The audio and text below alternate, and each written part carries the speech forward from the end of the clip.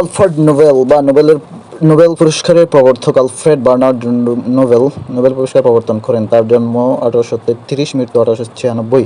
তিনি উন্নত মানের বিস্ফোরক ডিনামাইট আবিষ্কার করে অনেক অর্থ সম্পদের মালিক হন। ডিনামাইট ধ্বংসাত্মক ব্যবহার দেখে অনুতপ্ত হয়ে তিনি তার মোট সম্পদের 94% উইল করে যান। তার এই উইল অনুসারে 1901 সালে নোবেল পুরস্কার প্রবর্তিত হয়। 6টি ক্ষেত্রে অবদানের জন্য এই পুরস্কার প্রদান করা হয়ে থাকে। দ্বিতীয় বিশ্বযুদ্ধ কেন্দ্রিক বই the history of the second world war গ্রন্থের জন্য উইনস্টন চার্চিল 1953 সালে সাহিত্যে নোবেল পুরস্কার পান। জাতিসংঘের মহাসচিব ট্রিগোভেলি দাগ হ্যামারশোল্ড দ্বিতীয় মহাসচিব দাগ হ্যামারশোল্ড, যিনি বিমান দুর্ঘটনায় মৃত্যুবরণ করেন। 1961 সালে আফ্রিকার উত্তর রোডেশিয়ার বিমান দুর্ঘটনায় মারা যান। তিনি 1961 সালে মরণোত্তর নোবেল পুরস্কার পান।